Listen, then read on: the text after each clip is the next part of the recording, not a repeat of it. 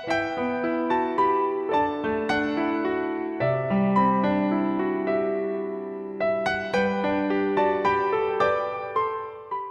semuanya, kali ini saya ingin mereview salah satu game besutan dari Square Enix yang berjudul Harvestella. Game ini sendiri perpaduan antara dua jenis genre, yaitu JRPG maupun simulator farming di dalamnya. Untuk gameplay JRPG-nya sendiri, dari game ini mengingatkan saya dengan style dari game seri Final Fantasy, sehingga game ini mempunyai konsep yang hampir sama dengan game dari seri Rune Factory. Sebagai salah satu fans dari seri game Rune Factory, sebelumnya saya mempunyai ekspektasi yang tinggi akan game ini ketika rilisnya nanti. Namun ketika saya memainkan game ini, ekspektasi saya jadi sedikit berubah. Dimana setelah saya memainkan game ini, mempunyai penilaian baik maupun buruk akan game ini tentang kelengkapan fiturnya. Karena kan pengalaman akan genre yang ada dalam game ini jauh lebih lemah daripada yang saya harapkan. Walaupun di beberapa aspek bagi saya gamenya terasa kurang maksimal dan masih terasa nanggung dalam fiturnya. Namun game Harvestella ini secara konsep dan desain game sebenarnya cukup seru untuk dimainkan. Khususnya bagi para pencinta JRPG, karena feel fantasi yang ada dalam game ini memang cukup terasa. Apakah perkara game ini cukup rekomendasi atau kurang menarik untuk dimainkan? Kali ini akan saya ulas pada review kali ini. Berikut beberapa ulasan review untuk game Harvestella.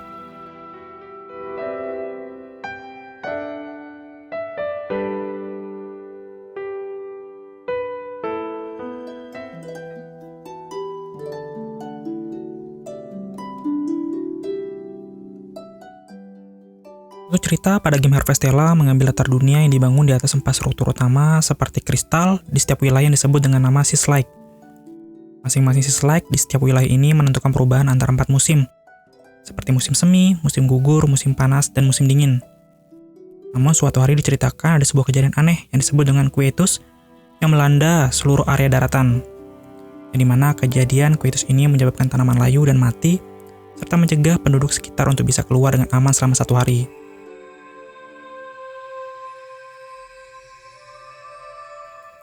Dan sedangkan untuk plot cerita di gamenya akan berfokus pada karakter utama yang bernama Ain. Ain ini di game awal diceritakan terbangun di sebuah desa bernama Lete, dengan kondisi amnesia pada saat Quietus yang terjadi. Ketika bangun, dia bertemu dengan seorang gadis yang memberitahukannya bahwa Ain ini bisa menyelamatkan dunia nantinya. Dan setelah bangun di pagi hari di desa Lete, Ain ini bertemu dengan seorang dokter dari desa Lete yang bernama Cres. Mengetahui kondisi Ain yang setengah amnesia, Cres ini meminta untuk Ain pergi ke klinik di desa untuk melakukan perawatan. Sampai akhirnya pada malam hari muncul sebuah kejadian aneh, di mana Sislike di dekat desa Lete bersinar, dan muncul meteor yang jatuh di dekat area Sislike ini bercahaya. Penasaran akan apa yang terjadi, Ain dan beberapa penduduk desa Lete pergi ke area Sislike tempat meteor ini jatuh. Sampai akhirnya Ain ini menemukan sebuah pintu masuk tepat di tempat meteor itu terjatuh. Sampainya di dalam pintu masuk, Ain ini bertemu dengan seseorang dengan armor merah yang sedang terluka. Dan dengan kondisi dari seseorang berarmor merah yang sedang terkapar, Ain ini pun berusaha mencoba untuk membantunya. Namun beberapa penduduk desa seperti Dr. Cres sempat memintanya untuk tidak membantunya, dikarenakan mereka adalah seorang omen atau makhluk berbentuk humanoid berarmor yang mereka duga bertanggung jawab akan kejadian Quietus ini bisa terjadi. Walaupun sempat terjadi penolakan perawatan, Ain maupun seorang dalam armor merah ini pun diberikan dan mendapatkan izin untuk tinggal di desa Lete dan menghuni sebuah rumah kosong di Birch Eyebray serta merawat perkebunan yang ada di area rumah tersebut. Sambil memulihkan kondisinya, Ain ini mencoba untuk menyelidiki Sislike yang ada di setiap wilayah dan mencari tahu kenapa Quietus ini bisa terjadi.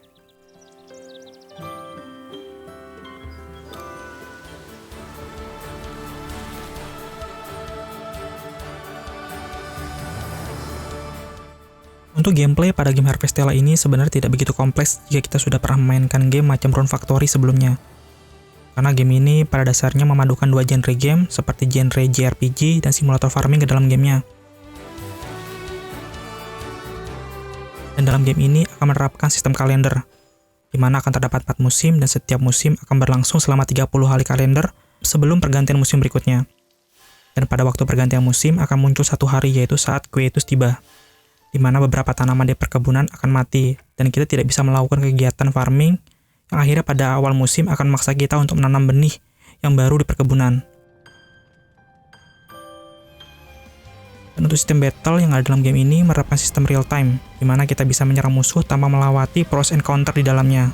Dan dengan tambahan anggota party maksimal 2 di dalam battle-nya. Dalam battle, kita hanya akan menggunakan karakter utama Ence, dan 2 anggota party lainnya akan bergerak secara otomatis ketika kita mulai menyerang musuh. Dan untuk input pada battle akan diisi dengan pola serangan yang sederhana, seperti serangan normal, memakai item, serta menggunakan skill, yang dimana akan ada proses cooldown setiap kali kita selesai menggunakannya. Dan untuk sistem farming, yang ada dalam game ini hampir sama dengan game simulator farming pada umumnya, di mana sebelum menanam benih, kita akan mencangkul dahulu daerah perkebunan dan menyiram tanaman setiap harinya agar tanaman tersebut bisa tumbuh nantinya, agar bisa kita panen hasil tanamannya. Dan untuk benih yang kita gunakan pun menyesuaikan pada musim yang sedang kita lalui, serta jenis ladang perkebunan yang akan kita gunakan. Untuk jenis ladang perkebunan dalam game ini terbagi menjadi 3 jenis. Yang pertama yaitu ladang biasa, di mana ladang ini membutuhkan proses penyiraman setiap harinya agar tanaman tersebut bisa tumbuh. Yang kedua yaitu ada ladang water biome, di mana ladang ini berada di atas genangan air. Dan yang ketiga ada ladang cave biome, yaitu ladang kering yang terletak di dalam gua. Untuk ladang water biome dan cave biome ini tidak memerlukan penyiraman agar tanamannya bisa tumbuh. Namun kedua jenis ladang tersebut hanya bisa ditanami pada musim semi, gugur, dan juga panas. Dan dalam game ini, sistem jual barang, hasil panen maupun eksplorasi hanya bisa kita lakukan dengan menaruhnya di sebuah box berwarna biru, di mana hasil penjualannya akan diberikan ketika pergantian hari, yaitu hari esok, atau setelah kita tidur. Dan untuk sistem mendapatkan experience, levelnya pun juga sama. Hasil experience dari melawan musuh akan diakumulasikan selama 1 hari. Dan experience baru bisa terisi atau kita dapatkan setelah kita tidur keesokan harinya, di mana kita akan mendapatkannya bersama dengan hasil dari penjualan yang ada di dalam box biru.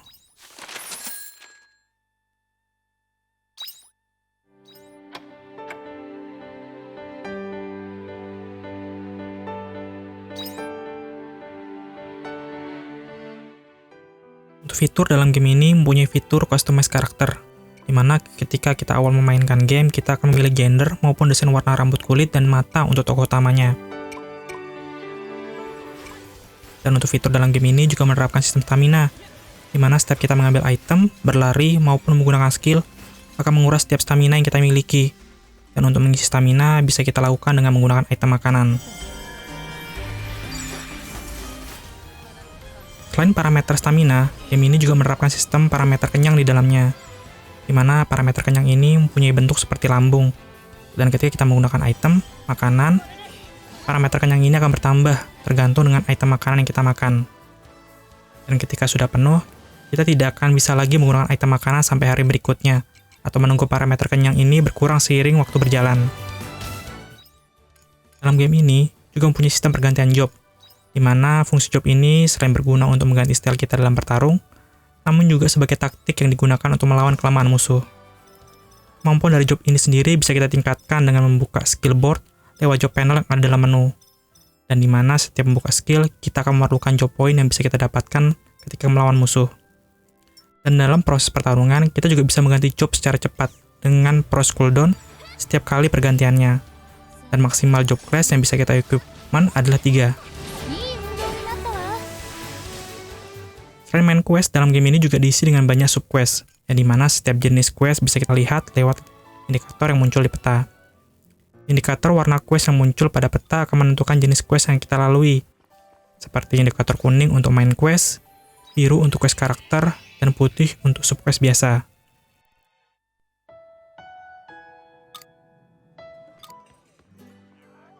Dan juga ada quest berjalan seperti memberikan item makanan dan juga ikan yang diminta, serta mencari boneka Koneludol yang dimana kita akan mendapatkan item, resep, dan juga uang ketika kita menyelesaikannya.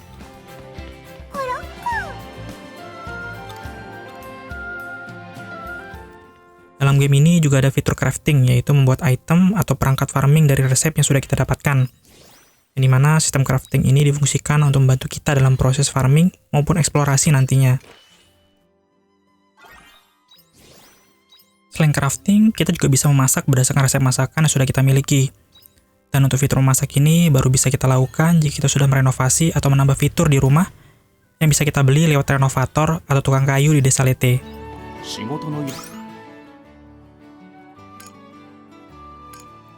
Di dalam game ini tidak ada sistem pergantian weapon atau senjata. Item equipment yang bisa kita ganti hanyalah sebatas aksesoris saja. Dan untuk peningkatan senjata hanya bisa kita lakukan lewat upgrade weapon yang ada di desa Lete.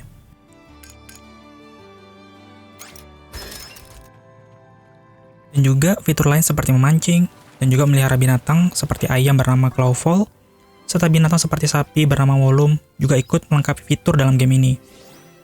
Dalam game ini juga ada binatang tunggangan bernama Totokaku yang berbentuk seperti tupai besar bertanduk yang bisa kita beli lewat pedagang di desa Lete, yang dimana Totokaku ini bisa kita kendarain di area world map.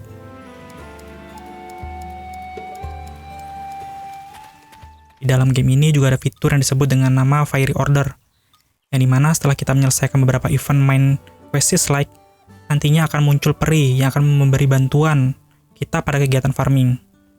Di dalam Fiery Order ini, kita bisa mendapatkan tambahan kemampuan farming, serta resep item jika kita sudah menyelesaikan beberapa perintah yang ada dalam Fiery Order.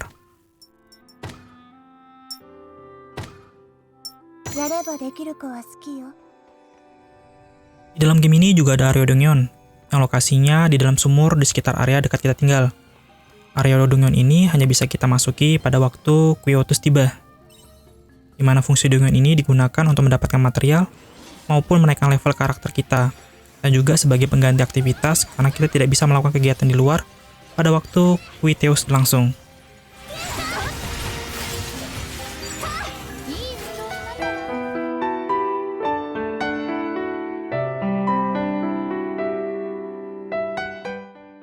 Untuk kesimpulan, game Harvestella ini merupakan game yang cukup menarik untuk dimainkan, walaupun mungkin banyak kekurangan di dalam game ini. Pengalaman yang kita dapat, baik untuk JRPG maupun simulator farmingnya, mungkin akan sedikit terasa kurang memuaskan untuk beberapa gamer. Seperti tidak adanya fitur parameter hubungan sosial dengan karakter lain, serta tidak adanya event yang ada dalam kalender. Membuat fitur game ini dari sisi simulator farmingnya mungkin akan terasa sangat kurang, walaupun jika harus dibandingkan dengan game seperti Harvest Moon Classic sekalipun. Dan untuk sisi JRPG-nya, game ini mempunyai sistem gameplay yang sangat sederhana, serta combat battle yang mungkin masih terasa sangat kaku ketika kita memainkannya. Walaupun sistem ini masih bisa terobati lewat sistem job class serta style grafis yang indah ala Final Fantasy-nya. Banyak sistem yang terasa nanggung dan kurang dalam game ini, seperti sistem customize karakter yang hanya sebatas mengganti warna rambut, kulit, dan mata karakter saja, atau sistem fast travel yang hanya berfungsi untuk satu area map saja, serta sistem tunggangan Totokaku yang hanya bisa digunakan di world map, namun tidak bisa ditunggangin di dalam area map. Dan sistem respon pilihan dalam dialog yang tidak memberikan tambahan parameter apapun pada setiap percakapan. Selain itu, dalam game ini waktu juga berjalan sangat cepat, seperti waktu berjalan di world map, atau melakukan crafting item yang terkadang membuat semua aktivitas yang kita lakukan tidak cukup jika dilakukan dalam satu hari. Dan sistem farming yang ada dalam game ini juga mempunyai waktu panen yang lebih cepat jika dibandingkan dengan game simulator farming yang lain pada umumnya. Seperti di mana terkadang kita hanya butuh waktu satu hari saja untuk memanen tanaman yang sudah kita tanam sebelumnya. Karena banyaknya quest serta sistem waktu kegiatan farming yang berjalan sangat cepat dalam game ini, sehingga kegiatan kita sebagian besar mungkin banyak melakukan quest ketimbang melakukan kegiatan farmingnya, yang mengakibatkan pengalaman simulator farming dalam game ini pun mungkin akan terasa sangat kurang. Namun aspek baiknya dari sim RPG-nya, game ini mampu memberikan kita cerita yang lebih dalam di dalam game, baik tentang karakter yang ada dalam game maupun juga orang-orang di sekitarnya. Jika tidak menimbang semua fitur yang harus lengkap, game ini sebenarnya cukup bagus dan wajib untuk dimainkan, khususnya bagi para pecinta game JRPG, karena game ini mampu memberikan cerita story yang bagus, serta beberapa BGM yang cukup membuat kita terhanyut ke dalam nuansa ceritanya. Intinya, game Harvestella adalah game yang serius, namun juga santai di saat yang bersamaan. Karena pada dasarnya ini adalah sebuah game RPG khas Square Enix yang diberikan sedikit elemen simulator farming. Meskipun punya siklus hari berdasarkan kalender, namun game ini tetap mempunyai garis cerita utama di dalamnya. Meskipun begitu, tidak ada urgensi pada setiap aktivitas yang kita lakukan, sehingga kita bisa melakukan ritme game sesuai dengan yang kita inginkan. Sekian review untuk game Harvestella. Terima kasih sudah menyaksikan.